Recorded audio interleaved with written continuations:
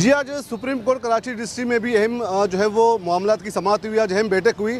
Chief justice गुलजार अहमद की सरबराही में larger bench ने आज कराची में गैर कानूनी तजावीज़ात समेत जो है वो मुख्तलिफ मामलात की समाअत की। इस सारी प्रोसीडिंग में हमारे जो सीनियर कोर्ट रिपोर्टर्स भी सारे प्रोसीडिंग में जो है वो कमरा अदालत में मौजूद थे। इस वक्त हमारे साथ मौजूद है सीनियर सहाफ़ी जियो न्यूज़ के अमीन अनवर। आइए इनसे बात करते हैं कि आज के किन किन नुकात पर जो है वो समाअत हुई है। जी अमीन, आज किन क्या अहकाम जारी किया कराची के हवाले से आज सुप्रीम कोर्ट में? जी बिल्कुल शफी बलोच, आज 2 से 3 अहम मुकदमात जो थे उनकी समाअत हुई है, जिसमें सबसे पहला अहम मुद्दा जो था वो कमर्शियल जो शादी हॉल्स थे उसके हवाले से था, जिसमें कुरंगी क्रॉसिंग से नासिर जम तक जो शादी हॉल्स बने हुए हैं उनके जो मालिकान हैं उनकी जानिब से दरख्वास्त दायर की गई थी कि ये बाकायदा तौर पर कमर्शियल एरियाज़ में आते हैं और इन्हें गिराने से रोका जाए, जिस पर आज अदालत ने फ़रीक़ैन के दलाइल सुनने के बाद जो है वो फ़ैसला महफूज कर लिया है। और अदालत ने इस दौरान अहम रिमार्क्स देखने में आए कि अगर इनको रिलीफ दिया जाता है तो दीगर शादी हॉल जो तोड़े गए हैं, जो रेजिडेंशियल एरियाज़ में थे, अब कमर्शियल मकासद के लिए इस्तेमाल हो रहे हैं, उन्हें भी इजाज़त देनी पड़ेगी। तो अब देखते हैं अदालत इस पर आइंदा क्या फ़ैसला करती है। इसके अलावा झील पार्क में जो रफ़ाई प्लॉट्स पर रेजिडेंशियल मकासद के लिए इस्तेमाल हो रही है, उस पर भी अदालत ने आज KMC की जो अपील थी उस पर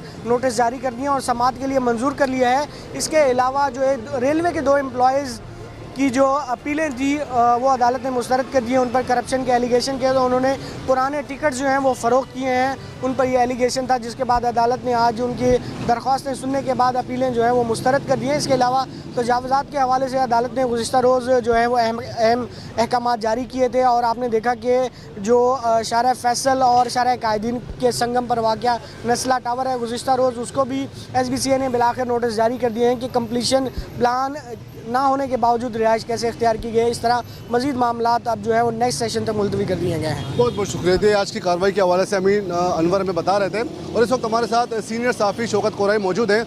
आज एक दिलचस्प डेवलपमेंट ये सामने आई है कि आज मलिर बार के साबिक जो है वो सदर अशरफ समू की जानिब से एक दरख्वास्त दायर की गई, जिसमें जो है वो सूबे भर के मुख्तलिफ इदारों में करप्शन के हवाले से इंक्वायरी के लिए जो है वो अदालत से इस्तदा की गई। इस पटिशन के हवाले से हम बात करेंगे शौकत कोराई से कि इसमें मज़ीद क्या क्या मौक़िफ़ इख्तियार किया गया है। जी, इस दरख्वास्त में अशरफ समू ने क्या मौक़िफ़ इख्तियार किया? इसके अलावा देखिए 4-5 इशूज़ हैं जिसको उन्होंने हाईलाइट किया इस दरख्वास्त में।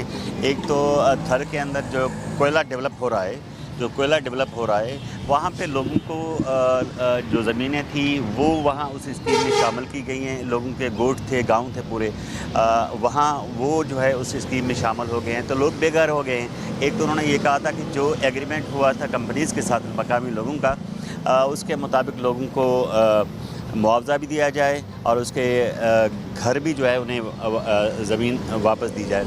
और दूसरा उन्होंने ये कहा है कि मजमूई तौर पर जितने भी गवर्नमेंट के इदारे हैं सिंध के अंदर, वो जब तरक्याती स्कीमें आती हैं तो तकरीबन 60% उस पर कमीशन लेते हैं, जिसमें मिनिस्टर भी, MNA MPs भी और ब्यूरोक्रेसी भी शामिल होती है। तो उसकी तहकीकात कराई जाए और कोई ऐसा सिस्टम बनाया जाए ताकि इस कमीशन से लोगों की जान छूटे। कमीशन लेने से ये होता है कि जो स्कीमें डेवलपमेंट की होती हैं वो किसी काम की नहीं रहती, बाकी 40% बच जाता है, जिसमें से आधा ठेकेदार ले जाता है और आधा जो है उस पर स्कीमों पे खर्चा होता है। तो ये ज़्यादा नुकसान हो रहा है, इस पर कोई ऐसा मेकनिज़म बनाया जाए ताकि इस कमीशन से जान छूट जाए। दूसरा, RO प्लांट्स के थर और दीगर अज़ला में प्रोजेक्ट थे सिंध हुकूमत के, वो उनका कहना यही है दरख्वास्त में कि वो जो प्रोजेक्ट दिए गए थे RO प्लांट्स के, वो एक कंपनी को दिए गए थे और सबसे बड़ा फ़ायदा उस एक कंपनी का हुआ है। कहीं RO प्लांट चल रहा है, कहीं नहीं चल रहा, तो भी उसकी मेंटेनेंस की जो रकम है उसे मिल रही है। तो उसकी तहकीकात के लिए उन्होंने कहा है इन तमाम सारे मामला जो है, उन्होंने कहा है कि जी एक सिटिंग जज जो हो हाई कोर्ट का, उस पर एक कमीशन बनाया जाए,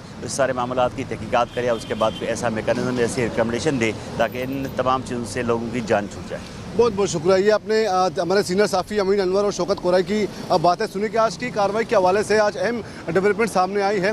इस सेशन में सिर्फ 2 दिन की कार्रवाई थी और उसके बाद अदालत ने अदालती अहकाम पर अमल दरामद से मुतल्लिक़ इदारों से जो रिपोर्ट्स जो वो तलब की है, वो आइंदा सेशन में तमाम रिपोर्ट जो है वो अदालत में पेश की जाएगी। अब देखना ये है कि अदालती अहकाम पर किस हद तक अमल दरामद होता है, अब ये आइंदा सेशन में ही पता चल सकेगा।